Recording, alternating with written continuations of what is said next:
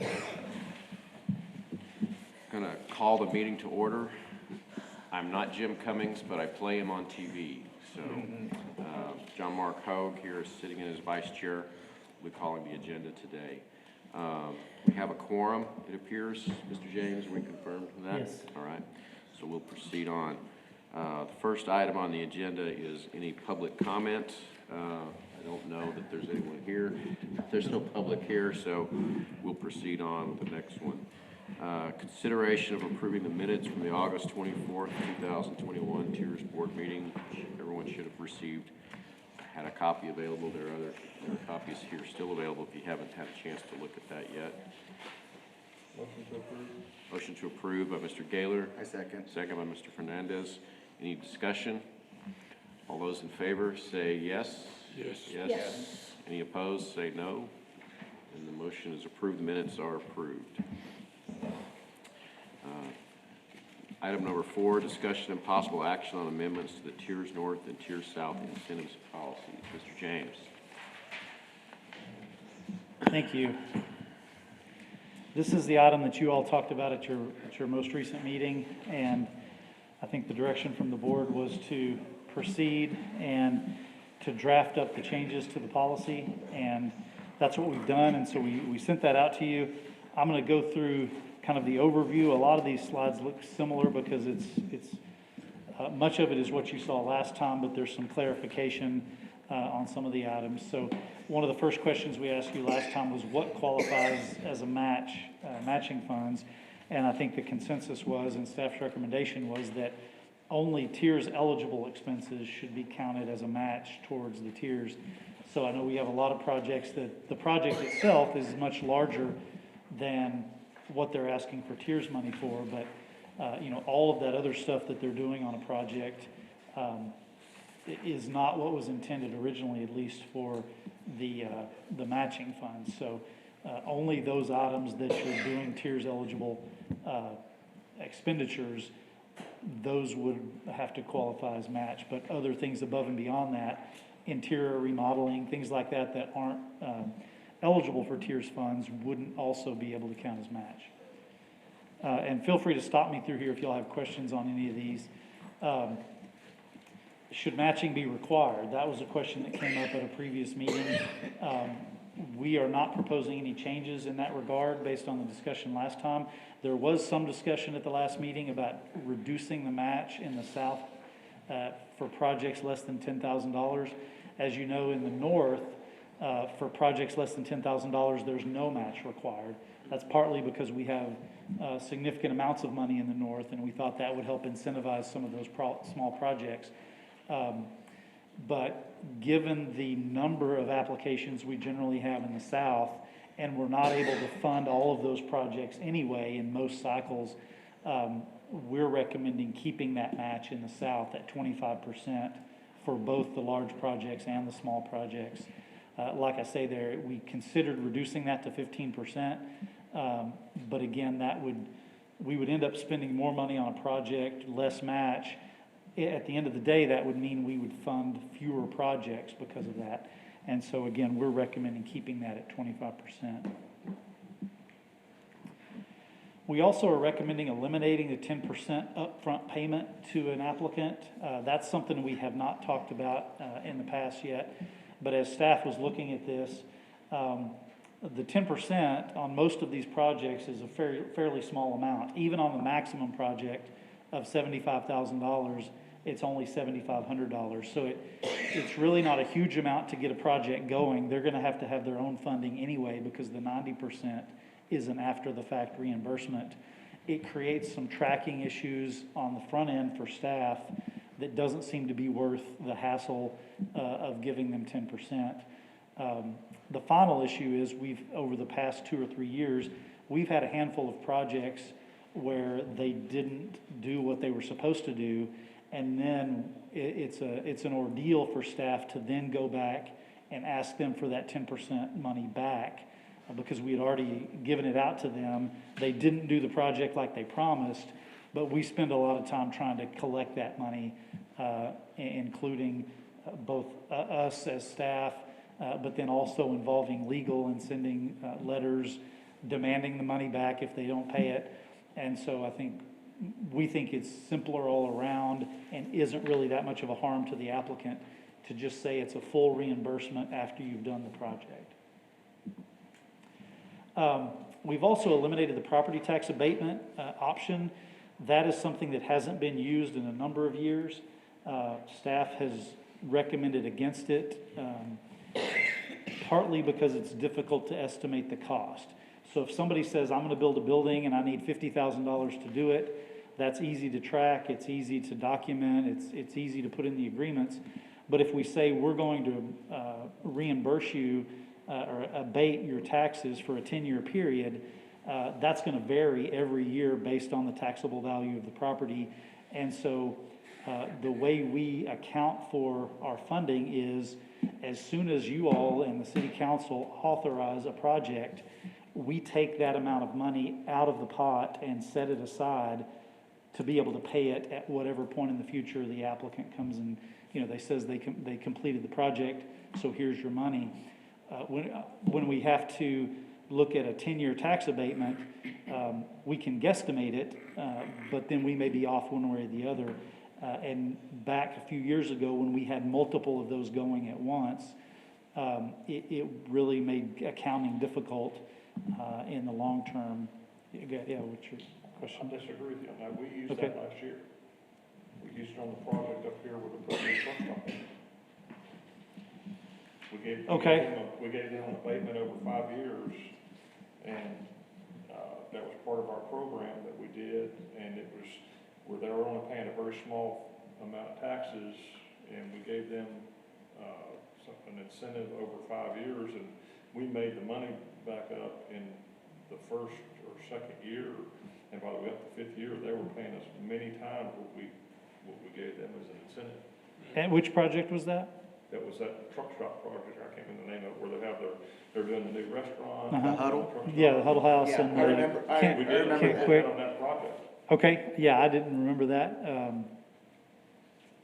That was So- last year, and that's gonna be a big project, but it was the numbers that y'all presented to us, we're getting way more back than what we put out in that project. Good point.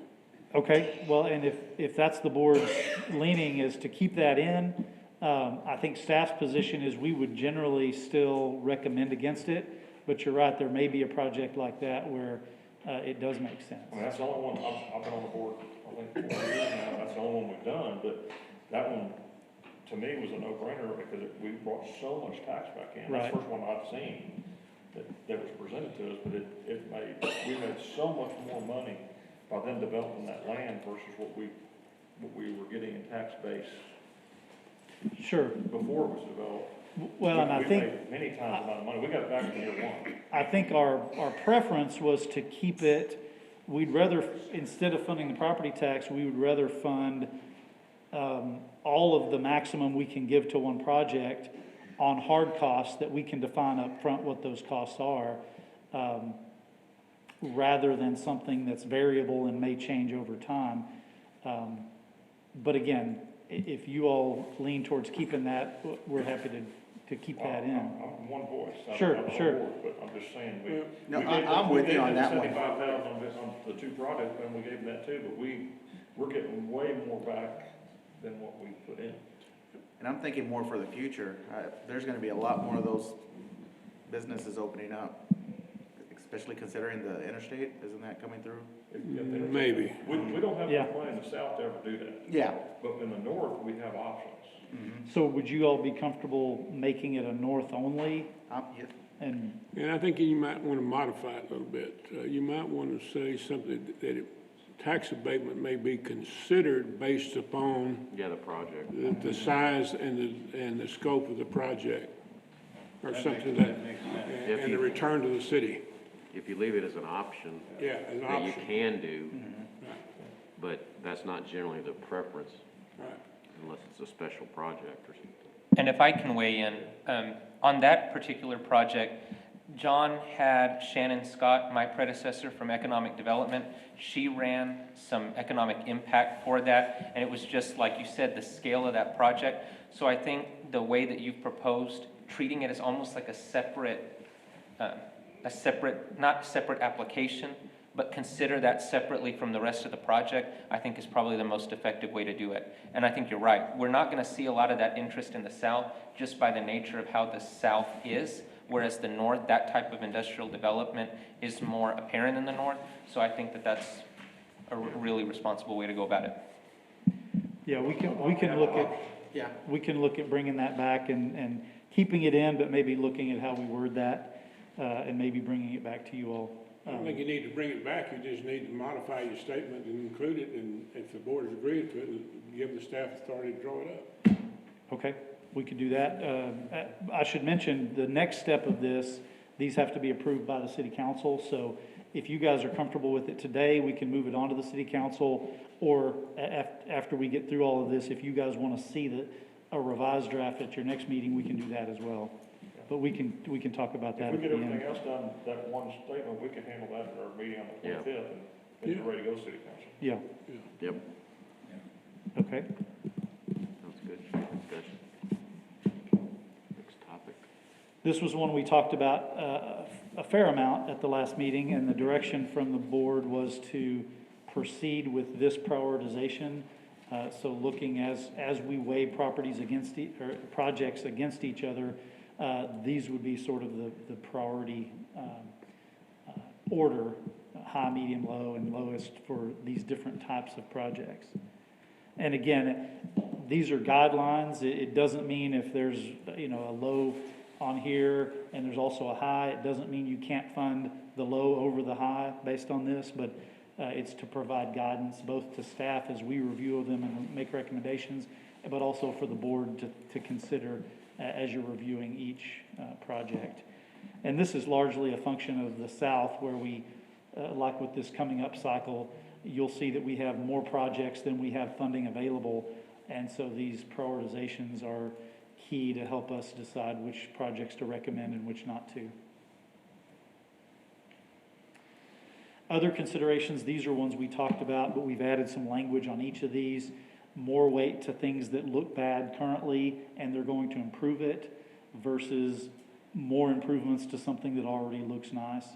Higher priority for things that are visible. We had the one project, again, you could still fund, but if it's a front facade facing the street, that would get higher priority over improvements that face like the alley.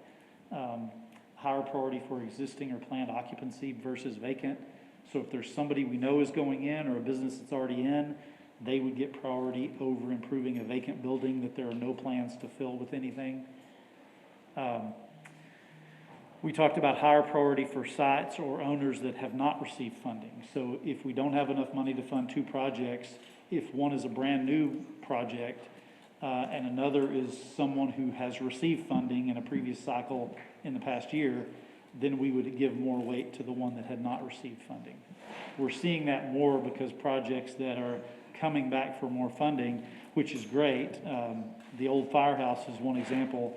I think they've gotten 3 different grants from the board, and they're doing a great job on that project. But on the other hand, if we have somebody, a brand new business that's coming in that hasn't received funding, we want to weight them a little higher than somebody who has received it recently. I like that. And then this sort of relates to that tax abatement discussion, higher priority for projects that expand the tax base. One of the things that we sometimes have looked at, but not always, is the economic impact. And I think that's something we heard from some board members at the recent meeting, is let's add that as a factor that we can consider in weighting those projects.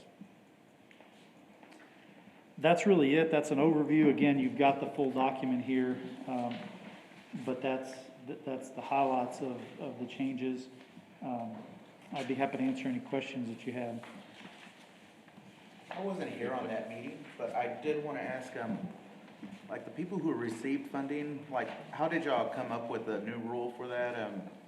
Like would they, people who received funding, would it be possible for them to like miss out on the next one and then they can apply again? Yes, after? now, the way we've worded this, it wouldn't preclude them from Yes. applying again. It's just we would weight them lower if they had just received funding in the previous cycle. Okay, I mean, it just, the South, I mean, there's so many people asking for stuff. Right. We help out a lot of people that over and over and over. And again, that's what we've heard from some of the board members, so that's kind of what this Okay, provision was intended to address. I will note, I should have started with this, as we were reviewing these, we had two policies, a north and a south, and they were 95% the same. There was just a few terminology differences, or, for example, in the south, there were some references to the Design and Historic Review Commission, because that falls within the downtown district that gets reviewed. We took those documents and basically combined them together and just made clear which of those provisions apply only to the north or the south. But that kind of simplifies things, so we don't have two documents that read almost exactly the same with those few differences. Any other questions, or? Oh, that sounds good. Do you need any action from us? I forgot. I know we talked about it, but is it accurate that if you paving triggers an increase in your overall tax bill? I know we discussed that. I don't know if any of you all remember. I think the answer from the appraisal district was that improvements to the paving parking lots would possibly result in increased values, although not to the extent that building improvements and those sorts of things would. Okay. But I think part of it was, as areas are improved overall, values are going to go up. And so even another property's improvement might result in higher rents, higher sales values, which will affect all the properties around them. So over time, it tends to. Do you need any action on the policies Well, today, or if you all are comfortable with it, a motion to recommend this to the city council with those changes we discussed on the property tax. If you're comfortable making that decision today, that motion What's would y'all's be. preference? Do you want to see that language again before we send it to council, or are you comfortable? If you modify that, so that as long as we can evaluate the economic and tax abatement issues on it, I'm comfortable with it. If you just let the staff do it and modify that statement. If that's Do you want to see that language again? No, I don't want to see it. I Okay. trust the staff to draw it up right. Anybody else have any As long as preference? we fix that, we can use it. Otherwise, And if y'all wanna leave it out of the South, that's fine. All right, because the South, I don't think the South's ever gonna have an issue using that. Right, right. But And I either do way, wanna we'll have send the an option for revised. North. okay. We'll send the revised out even if you approve it today. Is there a motion to? I move approval based on those changes suggested by the board. Is there a second? Motion's made by Stephen Brown, second. Dudra Butler. Any further discussion? Call for a vote. All those in favor say aye. Aye. All opposed say nay. And motion passes. Thank you all. Next is item 5, updated discussion on the projects in progress. Good afternoon, Board. Nolan Sosa, Economic Development Administrator, and I'm going to provide just a brief update on the projects in progress. We currently have 11 active TIRZ projects in the north. I wanted to draw your attention very briefly to 124 West 4th Street. That's a project that's received 2 separate TIRZ grants for the same subject address. And they actually have different timelines. They were awarded in one cycle and then were awarded a separate grant in a separate cycle. The grant that is coming up for expiration here in the next couple of months, she has requested an extension of her project timeline for 2 reasons. One, due to the supply chain issues caused by COVID-19, and then 2, due to some personal medical circumstances, she's been unable to totally complete the project, but she has substantially completed the work. So she's requested a 6 months extension, and we will be bringing that to the board for consideration. I just felt we're on this page, we're talking about projects in progress. I wanted to at least give the boards a heads up that that's something that staff will be taking for consideration at a later time. But I don't want to go too far into detail because that wasn't on the agenda today. What does she lack? What has she not completed? That, I will get that information together and present that to the board. The only reason I'm not comfortable going into that discussion today, simply because that wasn't posted on the agenda for us to discuss. Okay. It's not an action item today. So I just want to kind of give you guys a heads up, but we'll have a more formal discussion when we take action on that during the 25th meeting. And these are the projects in progress. You'll notice that at the bottom here, we've added the new projects that were approved during the previous tier cycle: Lucio and Sons Roofing, Tritex Fence Company, and then of course Wynn and Allison Palmer's properties are doing their project on 3rd Street. So we're excited about those projects. We have 5 active projects right now in the TIRZ South. You'll notice that we actually added 3 projects to TIRZ South during the last cycle. And I'm very excited to report that since the last time we met in August, we have completed 4 TIRZ projects. So the first project in the south area is Vita Hair Studio. When they applied as Roots Hair Salon, but they completed the facade improvements. They painted, they installed new doors and windows, so that facade looks great. It's right here on Chadbourne Street, kind of near our economic development building, so I get to pass by it on my way to work every morning. We have Old Central Firehouse. They completed exterior landscaping. They installed ADA ramps, some new lighting, and they've, of course, installed the patio there for their facility. We have Steve Stango. So if y'all recall, Steve Stango was actually an applicant during just this last cycle, but since the scope of his project was rather small, it was a minor window rehabilitation, those alley-facing windows. He was very prudent, came in, did those improvements, and so he completed that before the next meeting. And finally, Concho Venue, which is actually right next door to our economic development building, did facade improvements, new sign installation, lighting. So that will be an event venue that they hope to open very soon. So we're excited for them. And I'm happy to entertain any questions on any projects in progress that y'all might have. Are there any questions on any of the projects that are ongoing? Thank you all. Thank you, Mr. Wilson. Director's report. James? I actually don't have anything today other than just reminding you that this was a special meeting primarily to address those policy issues. I think the timing didn't work out. Our original intent was to have those approved in time for this cycle of the projects you guys will be considering at your next meeting. Just because of some COVID things and the way the meetings fell in December, we weren't able to do that because, like I said earlier, these do have to go to the city council first. So any of these policy changes will go into effect with the next cycle that will be June, May or June time frame.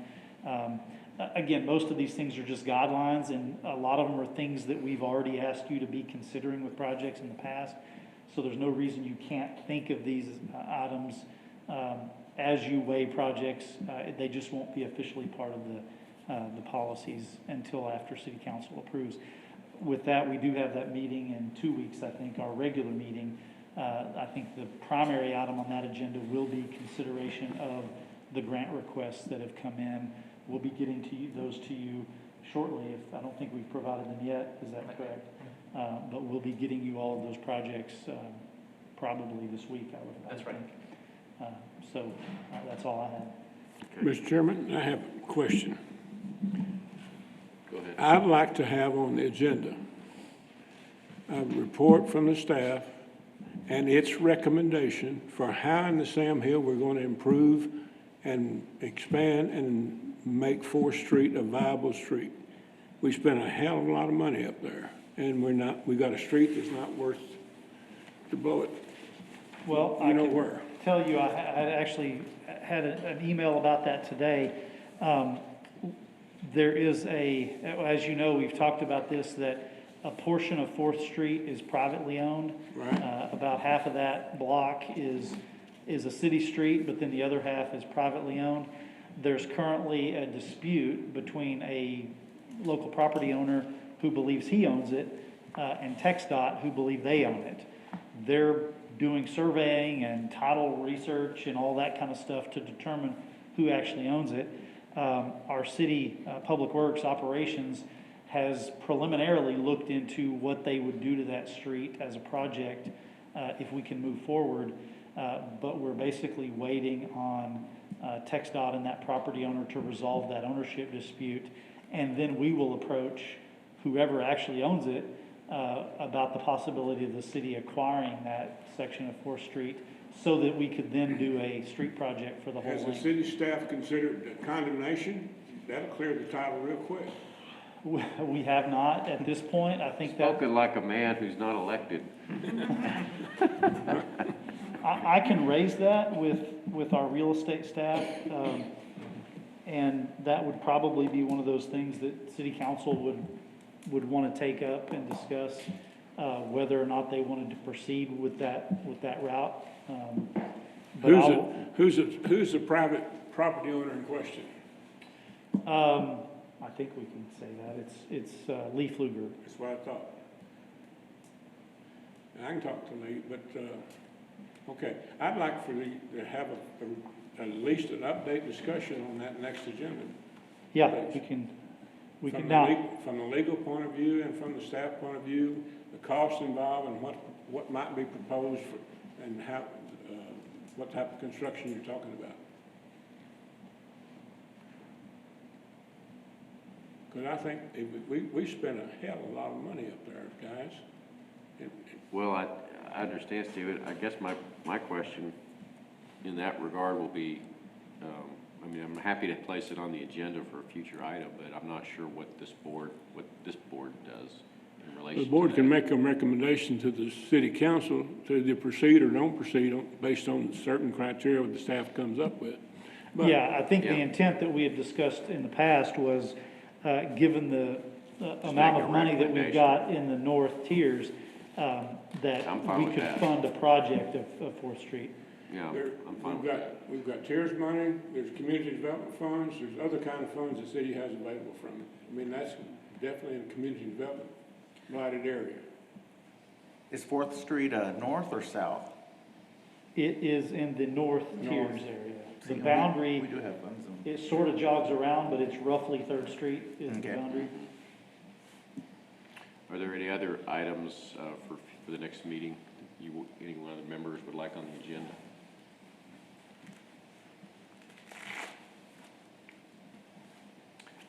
If nothing else, our next meeting is on the 25th, and I'll entertain a motion to adjourn. So moved. Motion is made by Stephen, seconded by Mr. Fernandez, and everybody can vote by leaving the room.